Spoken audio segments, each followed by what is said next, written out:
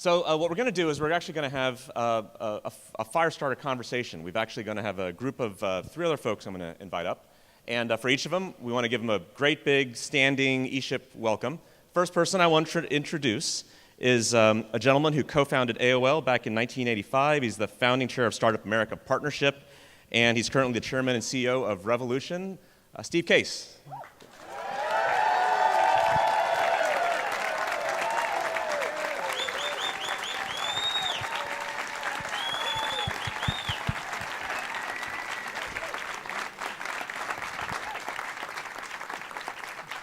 The next person I'm going to bring up was the head of the Office of Innovation and Entrepreneurship at the Department of Commerce up until just a few months ago. She was the co-chair of Startup Maryland, and now she's the Assistant VP of Innovation and Economic Development at the University of Maryland, Julie Lenzer.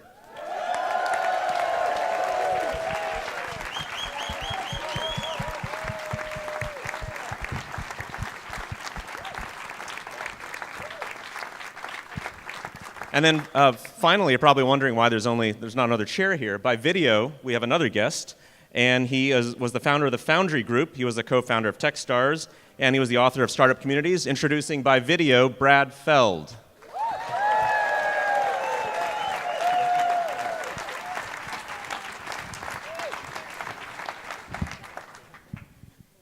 It's an awesome group to have. We wanted to have this group together because we thought it was a really great moment in time to take a look back on this work of startup community building, ecosystem building. There's been a lot that's happened over the last 5 to 7, 8 years. It'd be a chance to look back, reflect, and think about where we've been, where we are, and where we're going. If you look at the Kaufman indices, the startup activity has gone up for 3 years in a row now. It's been ticking upwards. But we're still about half the historical rates they were about a generation ago. So we've still got a long ways to go. And so there's this we can look at this now and say, where's the momentum going? Can we keep this up? What's there left to do? So I wanted to really just have a conversation with these people and really look at this as, from Startup America to NACI and to Techstars and all the work we've been doing in the startup community building. What have been the lessons learned? What have you taken away from the great successes we've had over the last several years? Steve? Well, first of all, it's great to be here, and again, Kaufman does a super job of focusing on entrepreneurship and doing a lot of policy work on entrepreneurship and more convenings, and thank you, Victor and Andy, for putting this on. It's great to be here, and thank you all, because I know you're doing this every day, rolling up your sleeves, trying to figure out how to kind of take your community to the next level, and it's hard and frustrating, and I'm sure there's some days you say, why am I doing this? But it's important, so thank you for doing this. In terms of the question, I think it's a mixed bag. I think the glass is half full, not half empty. I think we have made a lot of progress. I think we're at or nearing a tipping point in terms of this whole idea of the rise of the rest and regional entrepreneurship. But at the same time, the data is still the data, which suggests we have a lot of work to do. Last year, 75% of venture capital went to 3 states. 47 states, including most of you in this room, fought over 25%. So, it does matter where you live. Last year, about 90% of venture capital went to men. 10% went to women. Last year, less than 1% went to African Americans. So clearly, even though we're making progress, and I feel like the momentum is building, awareness of both the topic and the need to kind of think about innovation in a more inclusive way is building. But we still have a lot of work to do to really level the playing field so everybody everywhere has a real shot at the American dream, and we're creating jobs everywhere, not just in a few places on the coast. So, Julie, you've had a chance in seeing stuff, in Maryland recently, and where do you see that happening at the ground level? I mean, you've been involved in so many of these things over the years, but from your perspective, what's really worked and what hasn't worked? Well, so it's really interesting. We were talking earlier that I think I've had every role in an ecosystem: entrepreneur, angel investor, government, now academia, and all those pieces are really important to work together. And a lot of people think, what's the government's role in all of this? And it's actually really important to, provide enabling policies and also then to get out of the way. But the underlying, I think, common theme with all of these is a need for culture change. It's a need for a mindset shift. And I think that Victor and I were talking the other day about, the whole Shark Tank phenomena and how it maybe has shifted people's view of what entrepreneurship is really like. And, the real value is in, as Steve has seen throughout the country, in these quote-unquote flyover states, that's where the real innovation is happening. That's where the real companies that are solving real problems is happening. And so finding ways to support them and get them the resources that they need is still even more important now than ever.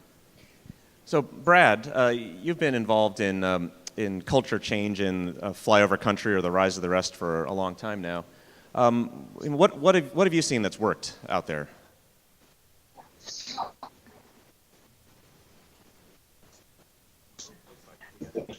A tech fit. Since there's been a, can y'all hear me? Now we can, yeah. Do you have broadband there, or are you still using dial-up, Brad? I know Boulder is. This is a good case in point of the challenges we're dealing with. You have mail. I did connect through AOL this morning.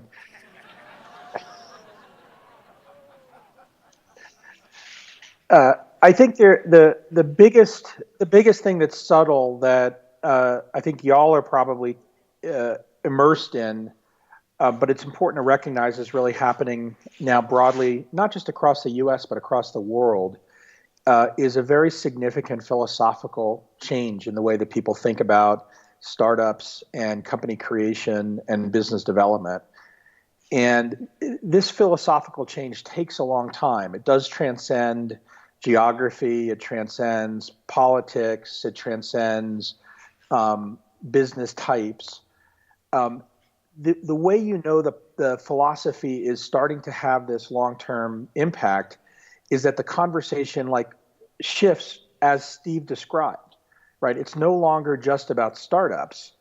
It's about startups for everyone. It's not just about startups for 50-year-old white men. It's about radical inclusion and diversity across gender and race and ethnicity and educational background and political orientation and keep on going. So one of the things that is really powerful is to realize that we're now in that part of the conversation and that philosophical shift is something that has laid the groundwork for now being able to have the next layer of it. So this issue of kind of the next phase, it feels like we're going from kind of an early adopter phase, perhaps, into really trying to figure out what does it take to go mainstream. And if you've been in the startup business, you know that that's the hardest part, right? When you're trying to go from early success to turning into something sustainable. So what does that mean? I mean, what is missing from the work we've been doing that we're not doing, that perhaps we should think about doing? Steve? Well, it's kind of gone from startup to speed up. And so some of the initial dynamics to kind of get going, in many, obviously different communities are at different levels, but a lot are advancing to the next stage. And you clearly can see the tiers of sort of the top tier, the San Franciscos and Boston, places like that, and a second tier where Austin and Denver, Boulder, and places like Chicago now is emerged. And then there's a third tier and a fourth tier and a fifth tier. So the challenge is how do you get each to keep moving up a tier and continue on that kind of a progression. And I think there's things that need to be happening at a local level, a regional level, and also things that need to be happening more at a kind of a national level. At the local level, and this is one of the things that surprised us in these various bus tours we've done now, visited 26 cities, 6,000 miles, is often how within each of these cities, your cities, it's pretty disconnected. It's pretty siloed. There's less of a network effect, less network density than you'd think going into some of these places where they are a little smaller. You'd think everybody was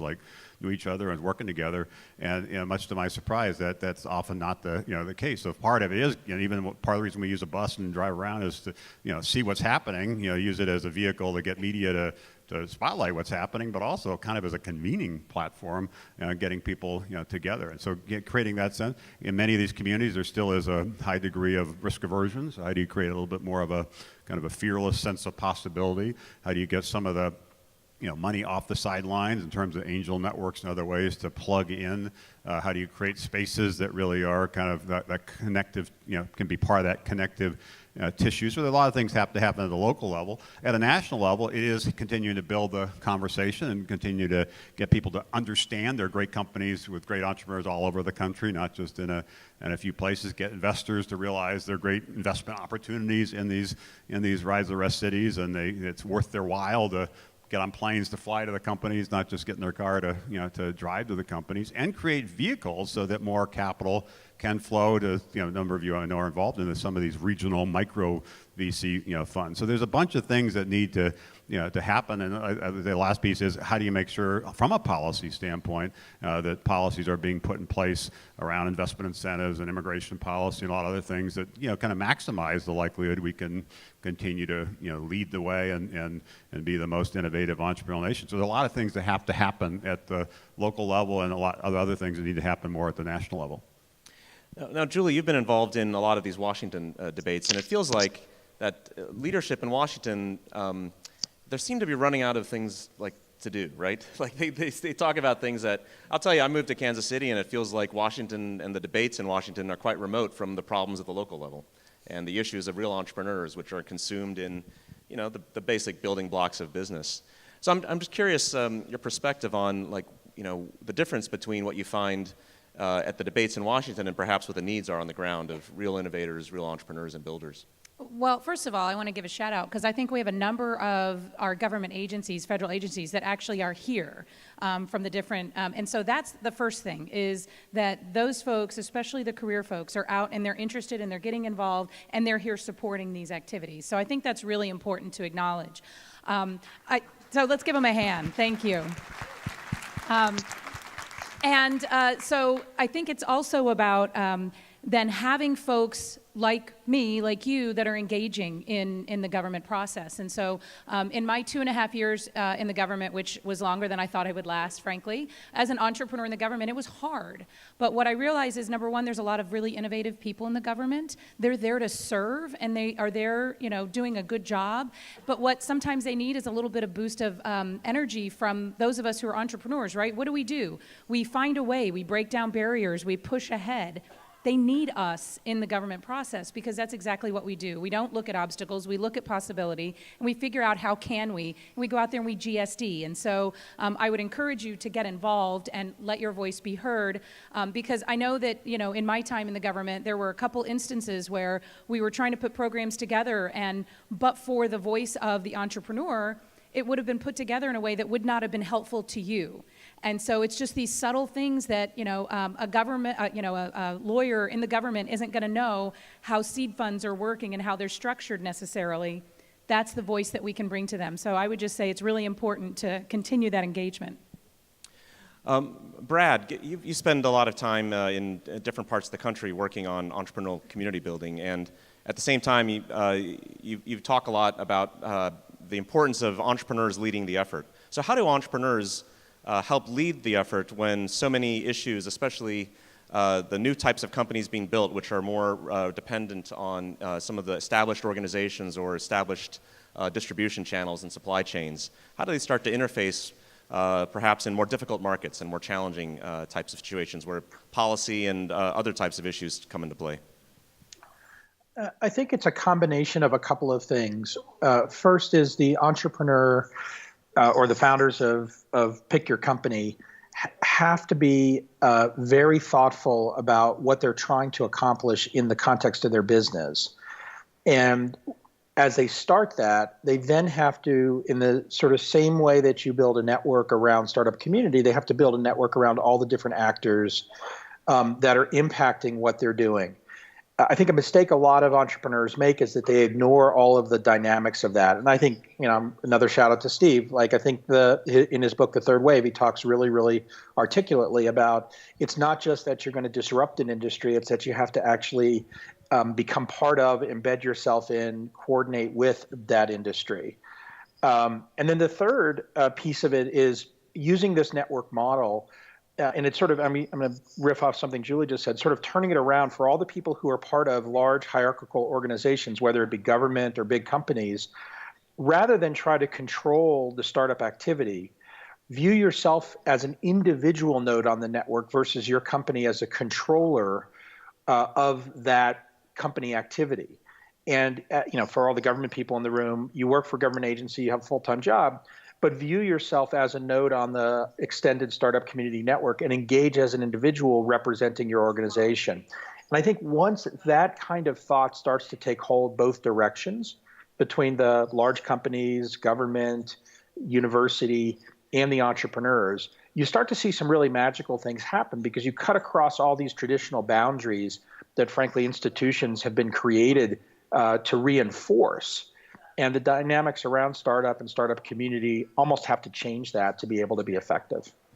I would just add to that. One of the real challenges, I think, in the rise of the rest cities is some of the the dynamics we just talked about. How do you create more of that sense of connectedness, more of that sense of fearlessness, more of that sense of possibility, attract more capital? But it's also a huge opportunity, and it builds on what Brad just said, which is in this, what I've called the the third wave. There's three things that are going to be different in the third wave than were true in the second wave, although they're somewhat similar to the first wave of the internet. And they actually play to the strengths of rise of rest cities. So there's a big opportunity. One is partnerships matter more.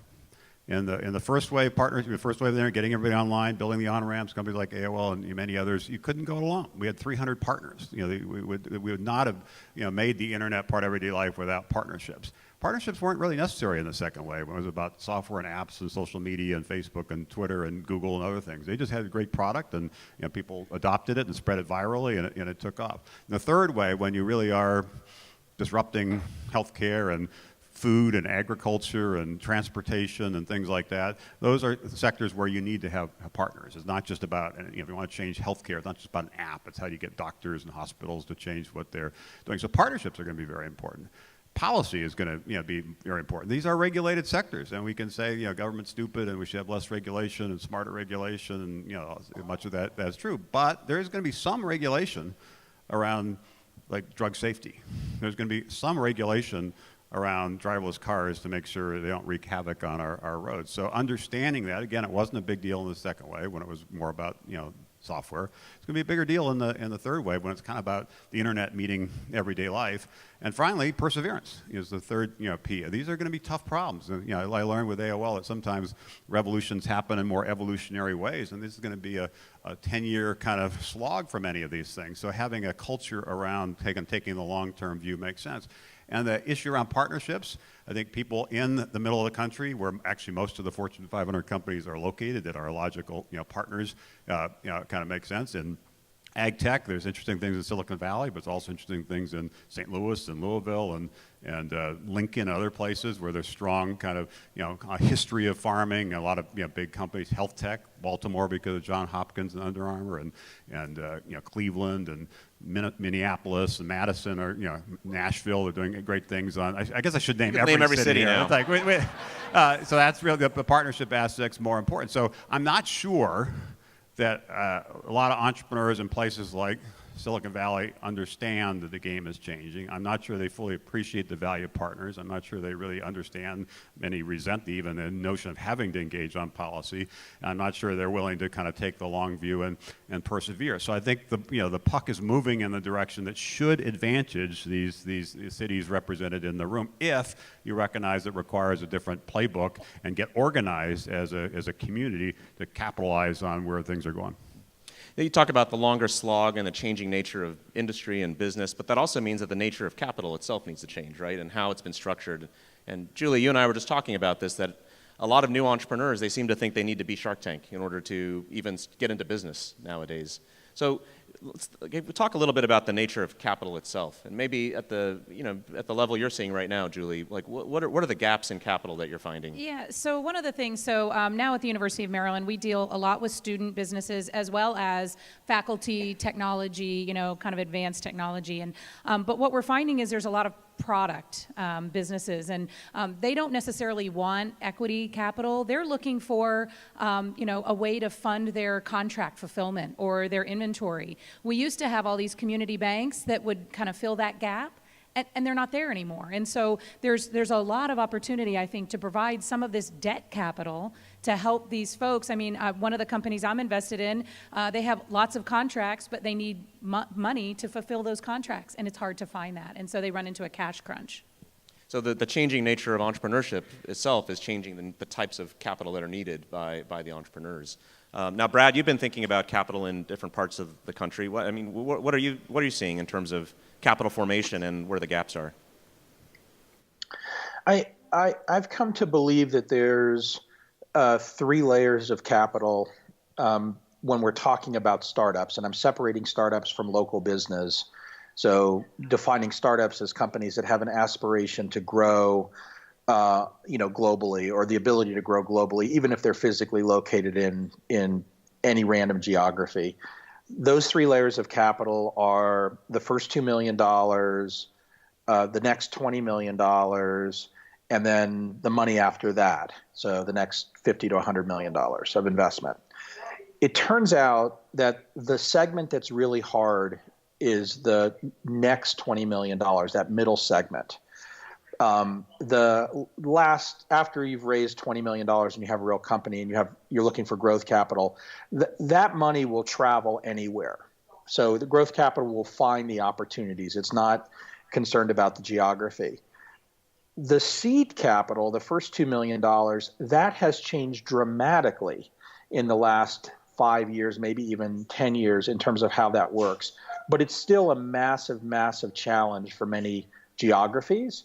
And one of the things that I think entrepreneurs and entrepreneurial community builders can do is help translate wealth in their communities into that layer of capital. That's probably the biggest, from my frame of reference, next 3 to 5 year enabler of capital.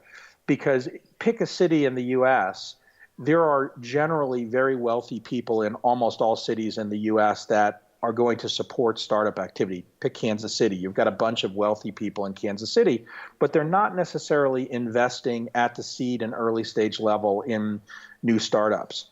I like to use the phrase for them that you're really educating them about for-profit philanthropy.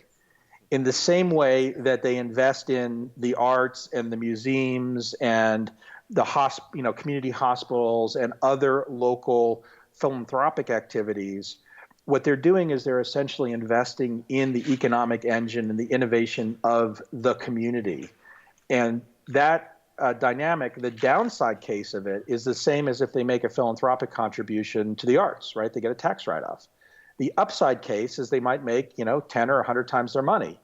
But in both cases, they're helping sustain another part of the flywheel of the growth and the health of the community long term. So that feels to me like the biggest change. And we've seen it in places that are now fully activated, right? Boulder, when I moved to Boulder 21 years ago, there wasn't really much of an angel community and an early stage investing community. There was a little bit, but it wasn't, as I just used the phrase, fully activated. Today, there's probably 1,000, 2,000 people that are writing, $25,000 to $100,000 checks on a regular basis. And so that layer of capital is very accessible. The last comment I'll make on this is that the sort of next 20 million after the first couple of million that you raise, that's hard no matter where you are. And it's really easy to sort of get sucked into yes, if I was just in the Bay Area or if I was just in New York, that would be easy. But the supply-demand dynamics in those communities are way off balance as well. So there's way more companies trying to get that capital than are actually getting it. It's just the scaled magnitude of them that feels like it's a huge amount. So the punchline there is, as community builders, focus on that sort of first 2 million, because if you can get that fully enabled in your ecosystem, powerful things come from it. So I love the idea of capital formation as community education in these markets. Yeah. So one thing I also want to state out, not all businesses, as we were talking, are going to raise capital. They're not necessarily fit for equity investments, and so really helping to connect your startups with potential customers. The best capital for any business is a paying customer. And I think we lose track of that when we focus on investor pitch, rather than customer discovery, customer fulfillment, and really building those relationships. So I would really encourage you to look at the industries that you have in your community and see how you can connect your startups with potential customers, even if it's just for feedback if they're not willing to buy, but ultimately to sell their products. And that traction will help you attract the other capital as well. The other thing to focus on it at the local, particularly the state level, is crowdfunding. As I'm sure some of you know, the Jobs Act passed 5 years ago that made it legal to use the internet to raise capital, updating a securities law that was passed in 1933, not only before the internet, but before television. It hadn't been updated. So now you can use the internet. That's the good news. The bad news is it took 4 years for the SEC to write the rules, and it's nearly 800 pages, and it's overly complicated and onerous. I got into a discussion yesterday about this with a SEC commissioner. They're looking at ways to simplify it, but what he said is they're also watching what's happening at the state level. In places like Maine and Vermont, they're doing some really interesting things, and they believe that some of these models at a state level will end up being kind of breakouts that they can then essentially replicate at the national level. So rather than sit back and wait for Washington to figure out what the right kind of crowdfunding rules are, how do you figure out ways to get smart rules in place in your community that then actually could be a model more broad. And the reason that's so important is it goes back to this original idea of leveling the playing field. If you look at the crowdfunding sites focused on project crowdfunding, Indiegogo and Kickstarter and so forth, the data is pretty interesting. I mentioned earlier that only about 10% of venture capital goes to women. On these project sites, about 40% of the successful projects have a female kind of co-founder, which says to me, if it's not about what you look like or who do you know or where you live, but it's actually about the idea, it helps level the playing field. So that's why I've been so bullish on crowdfunding. It's going to take a while to get the rules working properly. It's going to take a while to educate people about the risk, but also the upside. But I think it is an important tool to try to create more support in these rise to rest cities and to try to create a network of people that may have a connection to that city but live somewhere else, or may have expertise in a particular sector to see what's happening in some of these regions and be able to tap into that. So trying to figure out a way to take crowdfunding to scale in your community while waiting to figure out ways to get the right kind of rules of the road in place in the national level, I think is a big opportunity. All of this seems to kind of imply that the laboratories for experimentation are now moving back into the cities and the states because of the shift of where the locus of energy is moving. It's being more dissipated across the country. You're seeing new types of business needs, new types of businesses getting formed. So a lot of the people here are people actually doing those laboratories of experimentation, right? They're trying things out in their communities that haven't been tried before. How do they do that? I mean, it's hard work, right, to actually push, say, state laws for crowdfunding in your state when you're a lone voice trying to do it. I mean, what have been some lessons learned about how these states do it well and where they might struggle? I would just say, I mean, again, it's engaging the folks that, at the state legislature, your state government, and educating them on the value. I mean, they're interested in, how do we drive the economy for for the state? And so really, I think playing the role in helping to educate them and then advocating for it, because there's a lot you can do. And yes, it takes time sometimes, and it's not the first place that you think you want to go, but a lot can be gained by getting they'll put aside money for some of this stuff. I mean, in Maryland, we were able to raise, I think it was $72 million. The state did tax credits for insurance, and they put that to work for entrepreneurs in a venture fund, and they distribute it to venture firms around the state. And so, it's not always the easiest, but it can be very fruitful if you just take the time to engage them. Brad, you've been doing experimentation in the community in Boulder for years now, and it seems to be bearing fruit. What are some of the lessons you can share what's worked there, and maybe lessons that might be transportable to other communities? I think just reminding everybody that you really do have to be on a long-term mission. You have to take a very long-term view. It's easy to talk about what's happening in the now, but Steve co-founded Startup America in 2010. I wrote Startup Communities in 2012. It's halfway through 2017. I mean, these are long mission-driven behavior. And so the idea that something is going to happen in, a couple of years even is fantasy. So the motive force of having this very long-term view and then going on a mission or going on a journey, or pick your word, with like-minded people that don't necessarily have to be organized. The network and the informal organization that is inclusive of anyone who wants to engage is such a powerful modality for this. And really, it's whatever you're interested in, across the spectrum of this, make that your mission. I think the thing that I've seen that is the continuous mistake is somebody goes on a mission by themselves and then doesn't invest much time and energy in it beyond what is quick measurable success. Like, it's the other end of the spectrum, right? A lone short period of time. It's a bunch of people over a long period of time.